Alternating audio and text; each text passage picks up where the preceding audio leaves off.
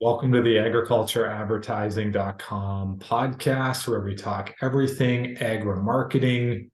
Today we've got a great guest, Shannon Hughes, Director of Digital Media Strategy at Lessing-Flynn. Welcome, Shannon. Thanks for having me.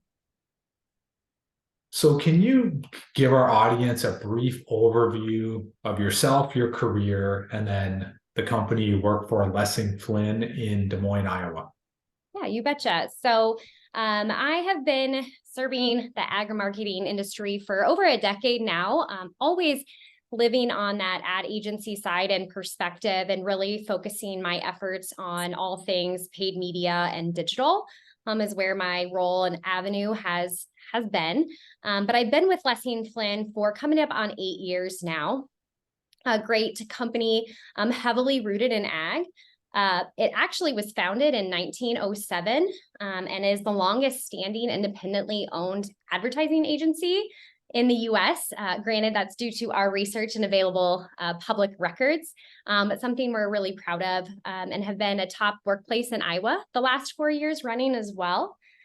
We have some big name ag clients, but historically have also worked our way into some other industries and markets, very much in the construction and manufacturing space as well. So our goal is always to really work in that B2B market, really working to creatively solve brands' complex challenges.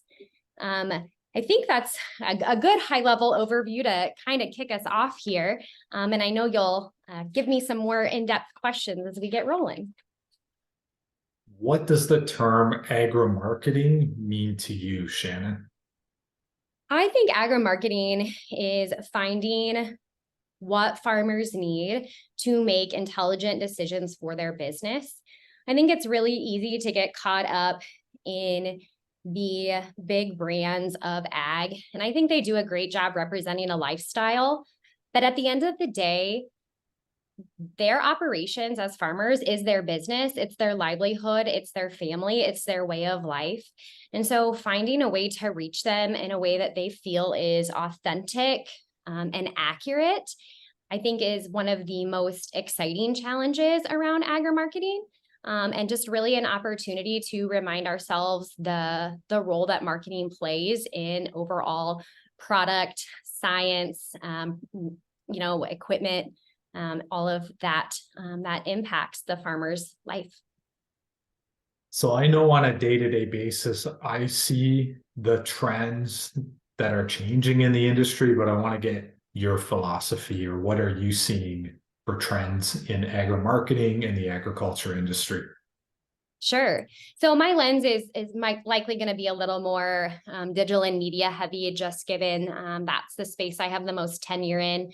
But I think one of the biggest assumptions is that our farmer audience is not consuming digital media, that they're intrinsically very traditional media based or traditional consumers of information, ways that are very familiar and expected of farmers, meaning a lot of print media and radio. And I'm not here to say that that doesn't exist anymore, but I also am a true believer that that has drastically changed, especially with my time in the industry. I remember starting out media buys even 5 to 6 years ago that were 80% print and really still focused on brand awareness.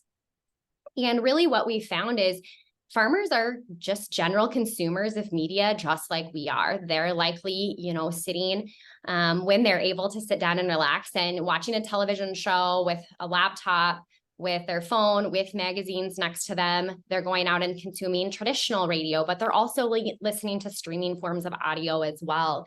So their media consumption habits are still very much in line with what the general population is consuming. There certainly is a lag, I do believe, in ag media finding a way to stay in that vertical or in that niche while still reaching farmers. And I think there's a lot of great resources out there and studies that show that, the farmers' behavior and trends are changing. When we run a campaign or an intentional effort reaching that audience, we're able to get analytics back now that prove that this is the right audience. They are consuming this. It is impacting their purchase decisions or their, migration through exploration to actual consideration to decision making. And I think that that's pretty exciting that we're able to relate data and the power of that to reaching the ag audience today. Is data like a tool that helps achieve success or correlate success, or is it like a defining factor? I think data is a defining factor on the front and the back end. We can't assume that all farmers are the same.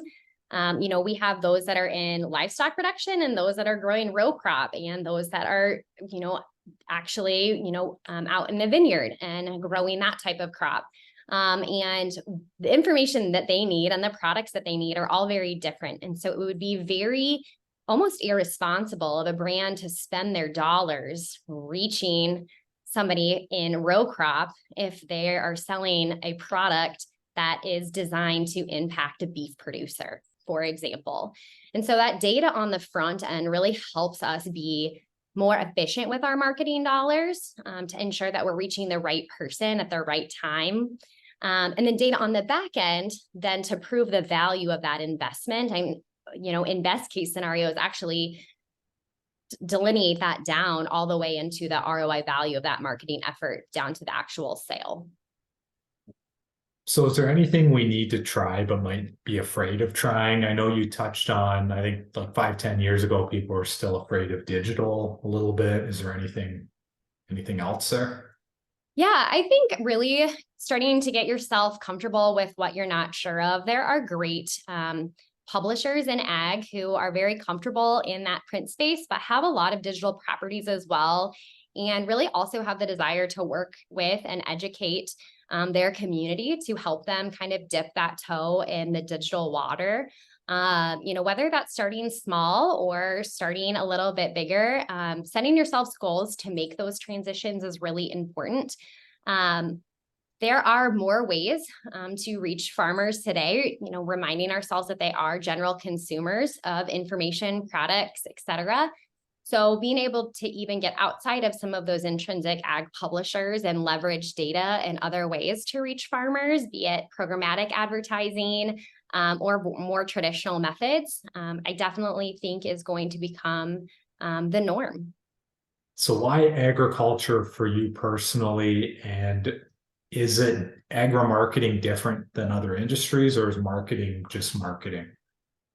Yeah, so funny story. I didn't really grow up with a huge ag background. We were part of our local county 4-H, and my sister, showed horses, but that was really my only introduction to ag. And I decided to go out of state from the Kansas area originally and go up to Iowa State. And was able to get a great internship my last year in college in an agency that focuses in a very similar niche to Lessing-Flynn in the Des Moines area. And that was really my introduction. And when the opportunity at Lessing-Flynn came around, I really evaluated what the value of ag marketing meant to me, and realized I had just become so inherently passionate about educating, supporting brands that intrinsically just support our livelihood. I mean, they feed us, they clothe us. Ag is a very important part of our survival as humans. And so I think that I realized I wanted to be a part of that community and really still stretch the marketing arm that I went to school with. I do not believe that ag marketing is like general marketing. I do definitely think it very much falls in line with, basic principles of B2B marketing, knowing that much of the work we do starts at the OEM level, then supports the dealer, the distributor, the salesperson that then touches and reaches that farmer. But I would be hard pressed for anyone to kind of argue the similarities of being a big advertiser for a big brand that's very heavily consumer versus what we do in the ag space. So do you have a marketing style or philosophy? Oh gosh, probably not. I think the biggest philosophy Lessing-Flynn has is really to customize the work that we do for our clients. I think working in B2B, that's a complex sales funnel and process, advertising at that OEM level, but then actually purchasing through a dealer network or through a salesperson isn't the easiest point A to point B conversion. We're not operating with online e-commerce, et cetera. So I think the philosophy is to represent your brand, to understand their unique audience, to understand what motivates them, what gaps they feel like they have that allows them to be productive, and really help work toward closing those. So what I've noticed about Lessing-Flynn is you guys are innovative, you're good communicators, you've got a team that's really diligent and task oriented, always looking out for the best for your clients. But what's your take on what makes Lessing-Flynn different? Oh gosh, I think that's a really good question. And I probably could point toward a lot of different things. I think what is unique about Lessing-Flynn in terms of the ability to hire and retain the talent that we have is our desire to educate our employees about the industries that they serve. And so we use what we call client invest budget, and that's a 5% guarantee back to our clients to put new and innovative ideas in front of them that they, in theory, don't have to pay for. And I think that's a unique value. I think that's something that gets our account teams excited. And then, as I was mentioning, we also have budgets that are designed around professional development to help improve the marketing or ag acumen of our people. And so I think it's just our clients feel like we invest in them and that we invest in our people so that they can invest back in them. And when we talk about marketing, I know sometimes, is it a thing that we can overreact or underreact to things that are successful or not successful? I kind of believe a little bit in focusing on the strategy, letting it play out. But an expert like yourself, you've seen a lot. What do you think about that? Yeah, I think certainly going in with your strategy first and doing your research up front, I think it's really easy to develop programs, initiatives, marketing efforts, communication programs, you name it. And it sounds all fine and good. It follows marketing best practices. But if you haven't established that's a need from your audience or a gap that needs to be filled, it's not going to be effective. So working hard up front to make sure the need is there and that the approach you're taking is going to fill that gap is really the best way to ensure that the next steps of your marketing efforts are going to be successful, because otherwise, no matter how smart it might be, if there isn't a need or it doesn't, it's not relatable, the market will not respond.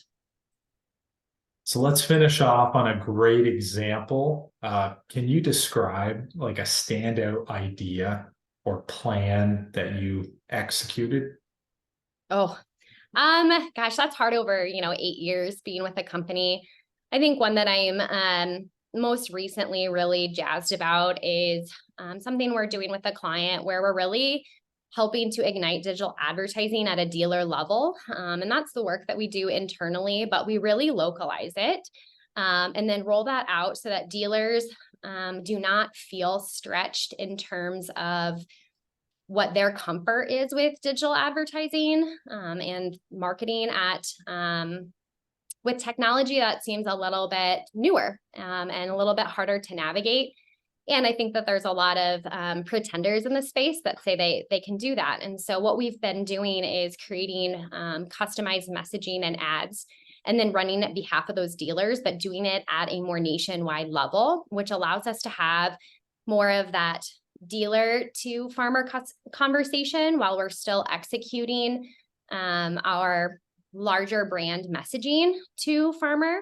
And while that doesn't seem crazy innovative, it has doubled or tripled, probably more than that, brand exposure, and has also, allowed some of our dealers who do feel unsure about entering that space to feel more confident and comfortable about advertising and marketing, the OEMs that they're carrying to sell. And I think that just understanding that we're infiltrating and growing marketing and comfort with some of these expanding opportunities for dealers and empowering them is something that just really fills my cup. Shannon Hughes from Lessing-Flynn, thanks for joining us on the program today. Again, thanks so much for having me.